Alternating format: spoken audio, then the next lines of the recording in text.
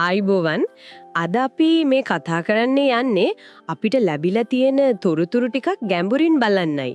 මේවා ශ්‍රී ලංකාවට ඇත්තටම ආඩම්බරයක් ගෙනාපු කෙනෙක් ගැන. අනුදි ගුණසේකර. එයාගේ ලෝක රූරජිනි තරංගයේ ගමන, දක්ෂතා අන්න ඒ දේවල් ගැන තමයි මේ තොරතුරු තියෙන්නේ.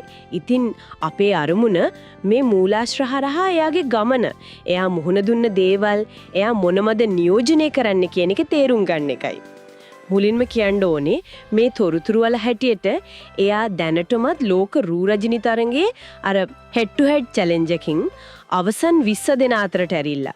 ඒ කියන්නේ අර එකිනෙකා එක කෙලින්ම කතා කරලා දක්ෂතා පෙන්වන වටයක්නේ. රටවල් 107ක්. ඒ තරඟකාරියෝ අතරින් මේ තැනට එන්න ඒක ලේසිය දෙයක් නෙවෙයි කියලා තමයි මූලාශ්‍රවල තියෙන්නේ. ඒක හරි. ඇත්තම මේ වගේ ලෝක මට්ටමේ වේදිකාවක් හිතන්නක තරඟකාරීත්වය.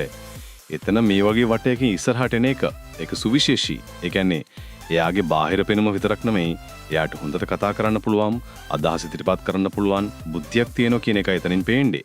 රටක් නියෝජනය කරද්දී මේ වගේ දෙයක් හරිම වැදගත්. ඔව්. ඒ වගේම මූලාශ්‍රවල තව දෙයක් තියෙනවා.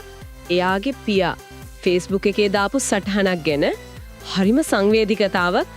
අනුදි කොච්චර මහන්සි වෙනවද මේ කිරුළ ලංකාවට ගෙන්න, රෑ නිදි මරණ හැටි, සමහර වෙලාවට වැටුනම අම්මගෙන් හයි අරන් ආය hina වෙලා නැගිටින හැටි, ඒ තාට්ට ලියලා තිබ්බා අනුදි ඔයා අපිටත් වඩා ශක්තිමත් කියලා. අනේ මුළු ලංකාවම ඔයා එක්ක ඉන්නවා කියලා තිබ්බ එක හරිම හැඟීම්බරයි නේද? ඕ ඒක හරිම වැදගත්. එක පැත්තකින් පවුලෙන් යන ඒ වගේ ප්‍රසිද්ධිය දෙන හයිය ඒක තරඟකාරියෙකුට ලොකු මානසික ශක්තියක්.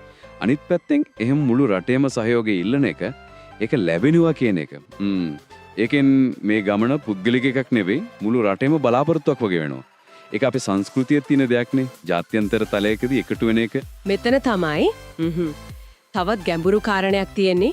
මූලාශ්‍රවල කියන විදිහට අනුදි අර තරංග වේදිකාවේ ධම්මපදය ගැන කතා කරලා ලෝකෙටම ඒකනම් ඇත්තම පුදුම හිතන දෙයක්. ඇත්තම සුවිශේෂී.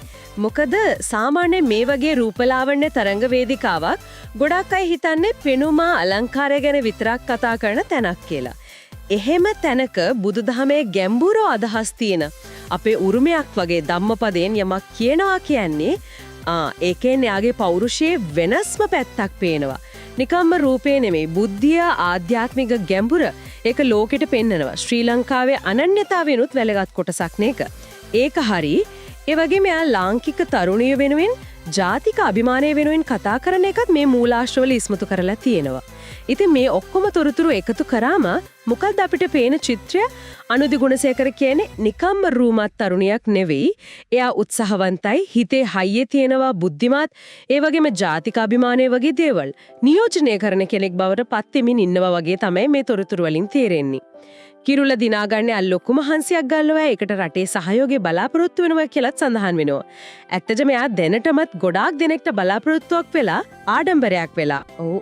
අවසාන වශයෙන් මේ මූලාශ්‍ර දිහා බැලුවම හිතන්න දෙයක් ඉතුරු වෙනවා.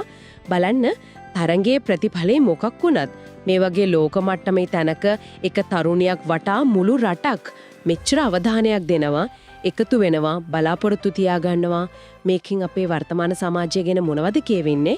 අපේ ජාතික හැඟීම් ගැන, අපේ පොදු බලාපොරොත්තු ගැන, සමහර වෙලාවට පොදු ජයග්‍රහණයකට තියෙන උවමනාව ගැන, මේ එකමුතුකම, මේ ආඩම්බරකම නිකම්ම තරංගයකට එහාගේ දෙයක් ගැන ඉංගියක් වෙන්න බැරිද?